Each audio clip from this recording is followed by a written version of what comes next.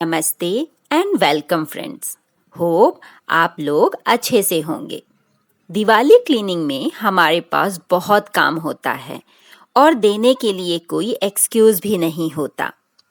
ये आपकी personal choice है कि आप रूम बाय रूम इसको क्लीन करते हैं या ग्रुप करके, लाइक अप्लायंसेस एक टाइम में और फर्नीचर दूसरे टाइम में।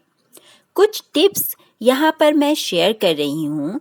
आपकी क्लीनिंग की प्रोसीजर कैसी भी हो, वो आपको डायरेक्टली या इनडायरेक्टली हेल्प ज़रूर करेंगी। हमारी आदत होती है कि हम बिंदी निकाल के मिरर में चिपका देते हैं। मिरर को वो गंदा ही तो कर देती हैं ग्लू से। इसी तरह स्क्रू ड्राइवर के बॉक्स पे क्या आपका कभी ध्यान गया है? कितना गंदा है देखिए।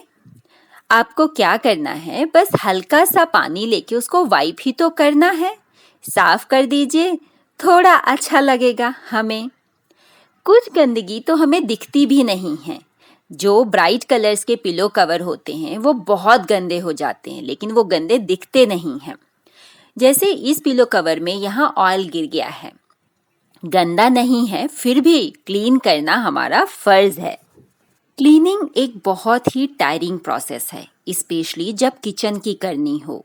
चिपचिपे दाग, कैबिनेट्स के अंदर, इवन उसके टॉप पे आपको चढ़ के क्लीनिंग करनी पड़ती है। तो सबसे बेस्ट आइडिया है कि आपको क्लीनिंग के लिए जो जो सामान लग रहा है आप उसको पहले ही कलेक्ट करके रख लीजिए, क्योंकि बार बार ऊपर से उतरना और चढ़ना बहुत डिफ़िकल्ट है। ये टिप्स मैंने अपने पिछले वीडियो में भी शेयर की थी।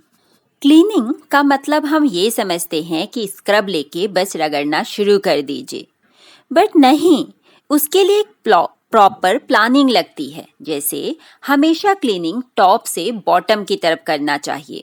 ऊपर क्लीन हो जाएगा तो उसकी डस्ट वगैरह जो भी नीचे गिरेगी, नीचे साफ करते समय वो साफ हो जाएगी। अगर आप उल्टी प्रोसीजर करेंगे, प्लेटफॉर्म पहले साफ कर लेंगे, तो ऊपर जब क्लीन करने जाएंगे तो उसकी डस्ट नीचे आके वापस जम जाएगी।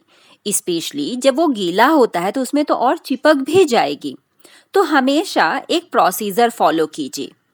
कौन सी जगह आपको पहले क्लीन करना है, ये प्रॉपर प्लानिंग कर लीजिए। और हाँ, उससे रिलेटेड चीज़ें, जैसे कि अगर आप ऊपर चढ़े ही हैं तो चिमनी के लिए दोबारा क्यों चढ़ना है, उसी के साथ ही वहाँ पे क्लीन कर लीजिए।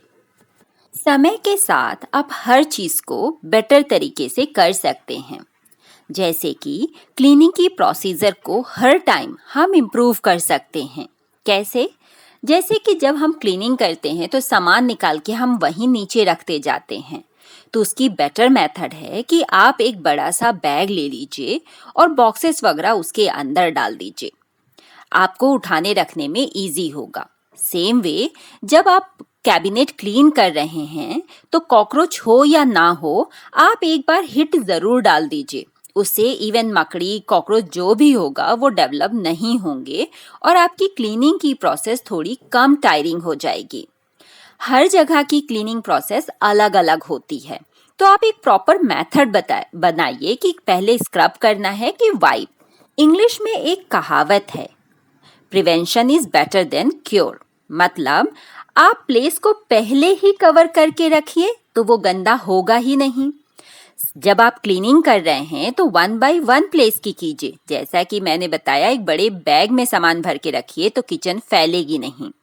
चीज़ों को ढक के रखिए।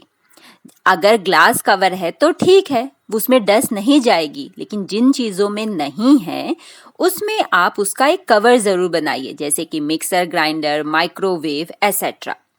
ये मेरा क्रॉकरी यूनिट है, यहाँ पे ग्लासेस हैं, तो मैंने अंदर एलईडी लाइट भी लगा दी है। यहाँ पे डस्ट बहुत कम जाती है। जो लेस टाइम कंज्यूमिंग एरिया है उनको मैं पहले क्लीन करती हूँ, जैसे कि किचन का काउंटर टॉप। जहाँ पे मेरा गैस स्टव है, चिमनी है, वहाँ पे ज़्यादा गंदा है, तो मैंने दूसरा कॉर्नर पहले चूज़ किया क्लीन करने के लिए। उसका रीज़न ये था कि मैं सामान इस कॉर्नर पे रख सकती हूँ तो दूसरा कॉर्नर आराम से क्लीन कर सकती हूँ। अगर आप डर्टीएस्ट प्लेस पहले उठाएंगे तो प्रॉब्लम क्या होगी कि आपको सामान रखने के लिए जगह ही नहीं रहेगी और इतना टाइम चला जाएगा कि आपका मोटिवेशन ही खत्म हो जाएगा। तो ये जो क्लीन पोर्शन है उससे आपको दूसरे आधे पोर्शन को क्लीन करने का मोटिवेशन मिल ही जाएगा। इस कॉर्नर पे आप सामान रख लीजिए। इस बार मैंने काउंटर टॉप को बहुत खाली रखा है, सारा सामान कैबिनेट के अंदर रखा है। खाली काउंटर टॉप ऑटोमेटिक खुद ब खुद क्लीन लगता है और आपको डेकोरेशन के लिए स्पेस भी मिल जाता है। क्लीनिंग को मैं 2 पार्ट में डिवाइड करती हूँ। जिसमें गंदा होना है जैसे कि फैन और सीलिंग, वो मैं नहाने के पहले कर लेती हूँ। नहा के खाना बना के वो पार्ट उठाती हूँ जिसमें बहुत डस्ट नहीं होनी है, जैसे कि कैबिनेट अरेंज करना या फिर ट्रॉली साफ करना। जैसे अभी मुझे थोड़ा बहुत शिफ्टिंग करनी थी तो वो भी मैं नहाने के बाद ही करती हूँ। झाड़ू वगैरह ये सब पहले। मार्केट से जो आप टूल लेके आएंगे वो कभी भी आपकी नीड को पूरी तरह से कंप्लीट नहीं करेंगे, तो आप अपने खुद ही टूल्स बनाइए। जैसे कि जो मेरे बेड का नीचे का एरिया है वो बहुत कम स्पेस है, तो मैंने मार्केट से डस्टर लाया लेकिन वो एक भी फिट नहीं हो रहा था। तो मैंने एक स्टिक लेके उसमें एक कपड़ा बांध लिया और वो कंप्लीटली मेरे बेड के अंदर जाता है। It's a easy to clean. मैं बेड को जब साफ करती हूँ तो उसको डस्टिंग करके थोड़ा सा वुडन फर्नीचर में ऑयल ज़रूर लगाती हूँ उनकी शाइन लाने के लिए। टेबल वगैरह जब मैं क्लीन करती हूँ तो सिर्फ सूखे कपड़ों से। आपने मेरी बहुत से वीडियो में स्टडी टेबल का ऑर्गेनाइजेशन देखा होगा। मैं हमेशा पुराने कपड़ों को ही रिसाइकल करने की कोशिश करती हूँ, चाहे वो टेबल रनर हो या फिर टेबल क्लॉथ हो या फिर किचन की नैपकिन हो। मैं यहाँ पे कुछ स्टोरेज के आइडियाज़ भी आपके साथ शेयर कर रही हूँ। जैसे कि ये बड़ा सा कार्डबोर्ड था, इसको मैं अपने बेटे का टॉय स्टोरेज बना रही हूँ। तो उसके लिए मैंने एक पुराना कर्टन लिया और उसको स्कर्ट की तरह पहना दिया। ऊपर से एक पिलो कवर बिछा दिया ताकि उससे टॉयज निकालना इजी हो और वापस आप उसको बिछा सकें। इस तरह से ये बहुत ही आसान, सस्ता और टिकाऊ स्टोरेज आपने क्रिएट कर लिया। बाहर से प्लास्टिक के बॉक्सेस क्यों लाने हैं?